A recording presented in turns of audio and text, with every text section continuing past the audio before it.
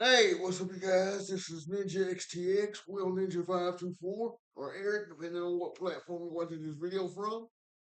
And today, we're back with your Bowie Knife lesson, or Bowie Knife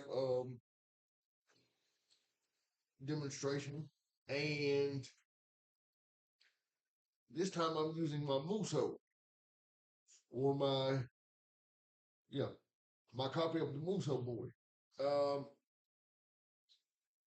now, don't, you guys have seen this on my hip for years. Um, so let's just get started.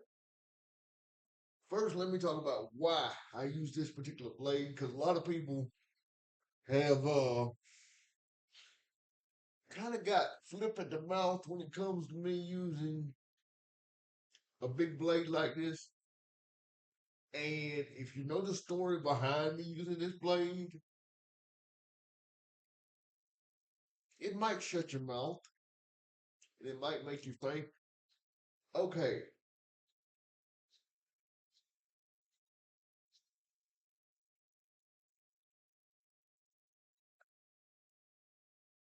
and I'm not being arrogant when I say this. So don't come at me with I'm being arrogant, I'm being disrespectful. No. I'm just telling the truth. The reason I use a big blade like this is because number one, I am differently able. I need every advantage I'm gonna get if I'm ever in a confrontation. So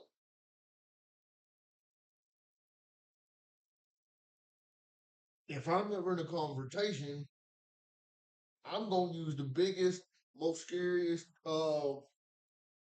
tool I can use in order to uh, get myself out of a situation that may result in my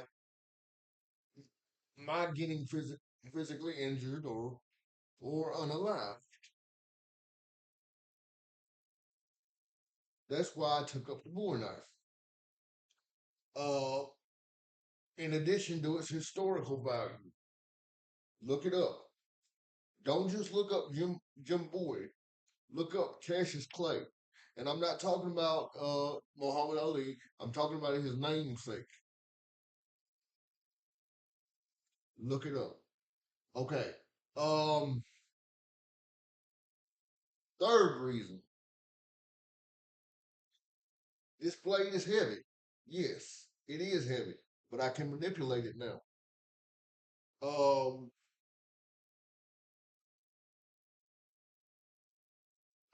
when I first started using this blade, and a lot of people can testify to this, couldn't lift it. So it became a cool way for me to do strength training. But then I also realized that it was going to translate better into self defense for me. Um, and a lot of people say, well, you can't even get that blade out of the sheath. Uh, do I have to? Because if you see this big thing on my hip, chances are the person is going to look at it and say, oh, he might know a little something. I need to leave him alone and go on to the next person. If they don't, they very quickly will find out that I know how to use it. That being said, let's get started with today's drill. Now, again, we're not coming straight in. Let me move the camera down a little bit so you guys can see it. Um, Hang on just a second so you guys can see what I'm doing exactly.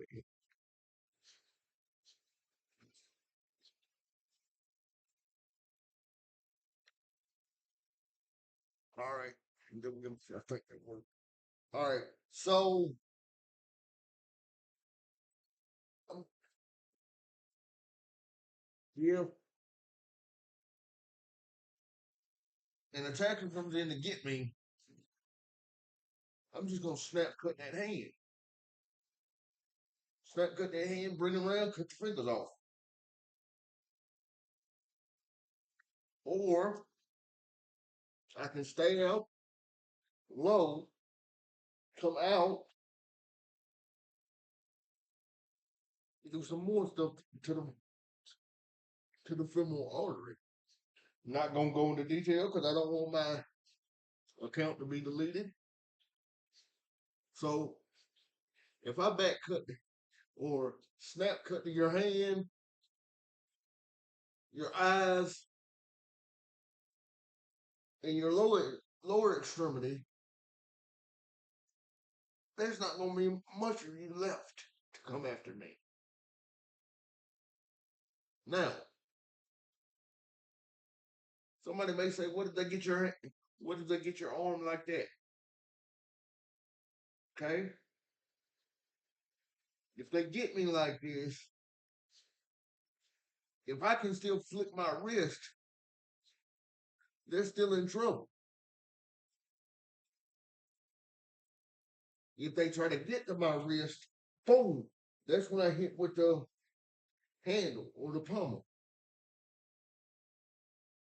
If they try to get to my fingers, I stay behind the guard.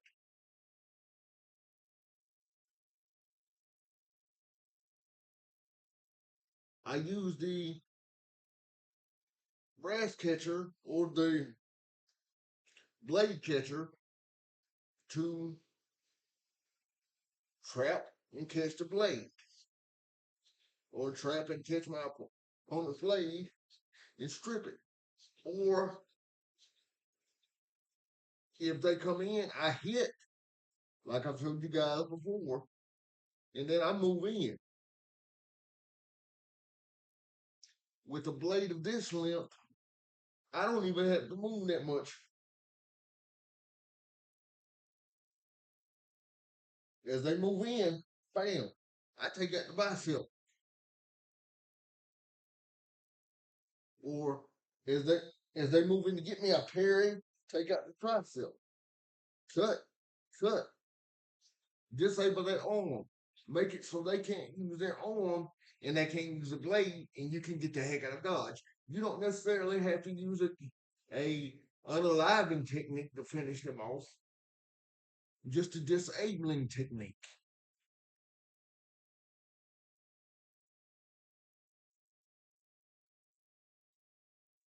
So if I'm here and the person comes in, boom, boom, come down.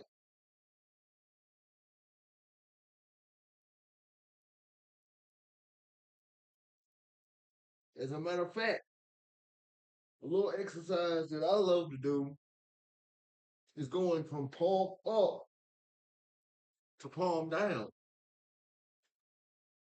and, and putting little things in between the palm up and palm down.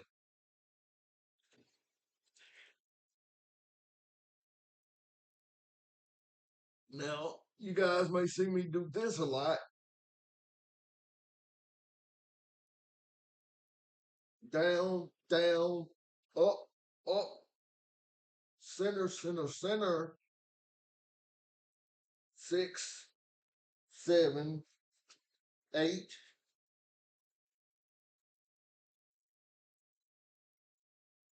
1, 2. Now, that's from Belinda Walk, but it's also the Hutton drill or a variation of the Hutton drill. Um,